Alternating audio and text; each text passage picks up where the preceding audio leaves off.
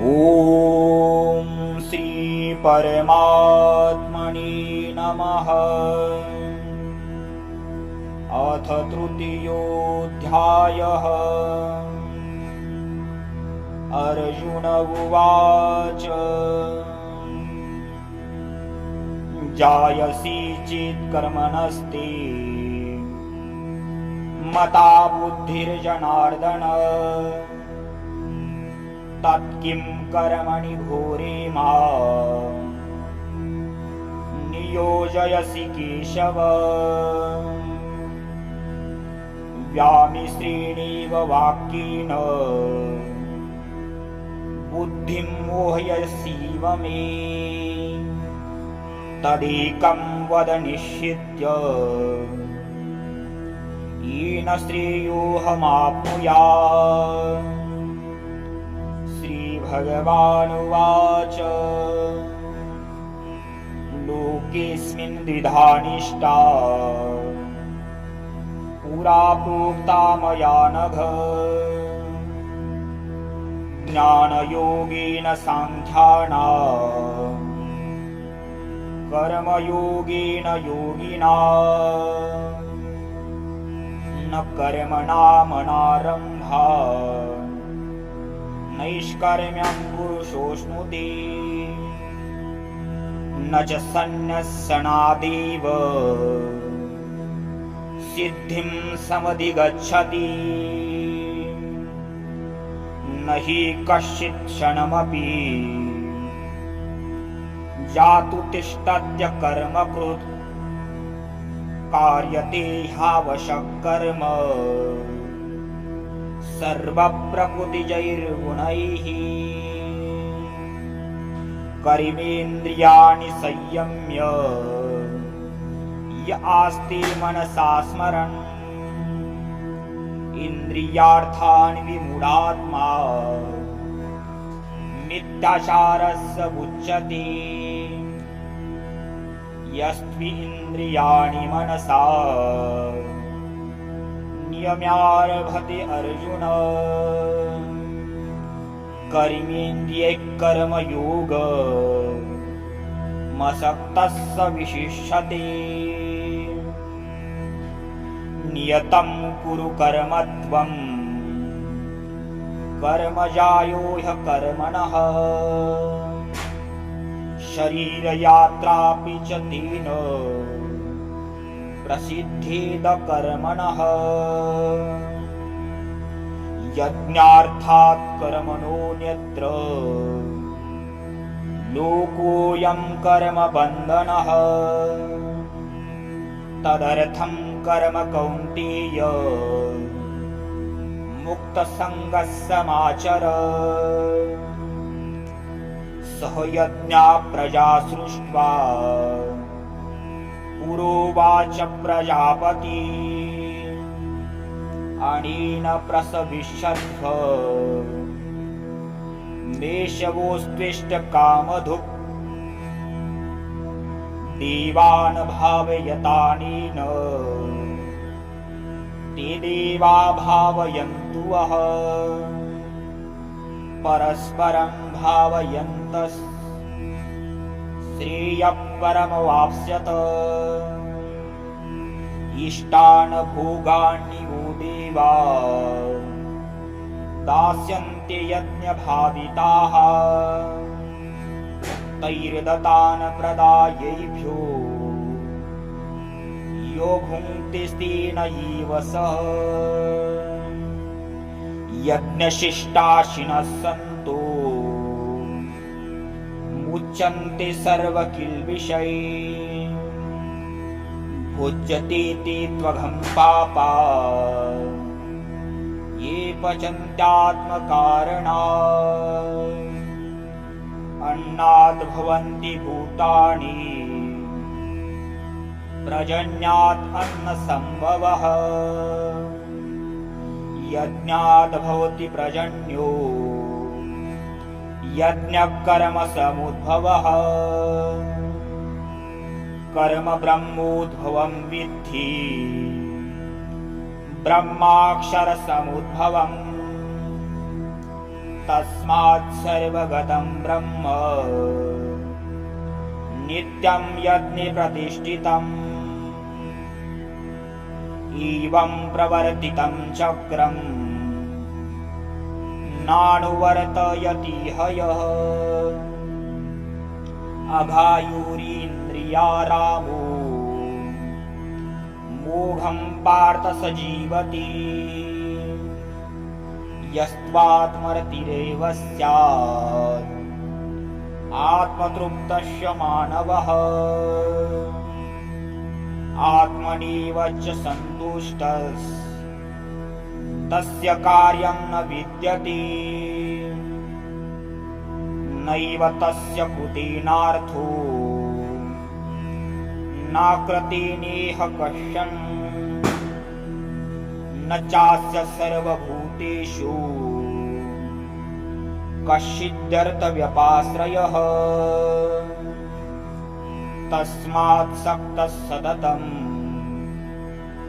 कार्यं कर्म समाचर असक्तो ह्याचरन् कर्म परमाप्नोति पुरुषः कर्मणैव हि संसिद्धि मास्तीता जनकादयः लोकसङ्ग्रहमेवापि सम्पशन् कर्तुमर्हसि यज्ञदाचरति श्रेष्ठः ततद्देवेतरो जनः स यत्प्रमाणं कुरुते लोकस्तदनुवर्तते न मे पार्थास्ति कर्तव्यम् त्रिषु लोकेषु किञ्चन नानवाप्तमवाप्तव्यम् वर्त एव च कर्मणि यदि ह्यायं न वर्तेयम् जातु कर्मण्यतन्द्रितः मम वर्तमानुवर्तन्ते मनुष्याः पार्थ सर्वशः उत्सीदेयुरिमे लोका न कुर्यां कर्म चेदहम् शङ्करस्य च कर्ता स्याम् उपमहन्यामि मा प्रजाः सक्ताः कर्माण्यविद्वांसो यथा कुर्वन्ति भारत कुर्यादिन्दास्तथा सप्तः चिकीर्षुर्लोकसङ्ग्रहम् न बुद्धिभेदं जनयेत् दज्ञानां कर्मसङ्गिनां जोषयत् सर्वकर्माणि विद्वान् युक्तः समाचरन् प्रवृत्ते क्रियमाणानि गुणैः कर्माणि सर्वशः अहङ्कारि विमूढात्मा कर्ताहमीति मन्यते तत्त्ववित्तु महाबाहो गुणकर्म विभागयोः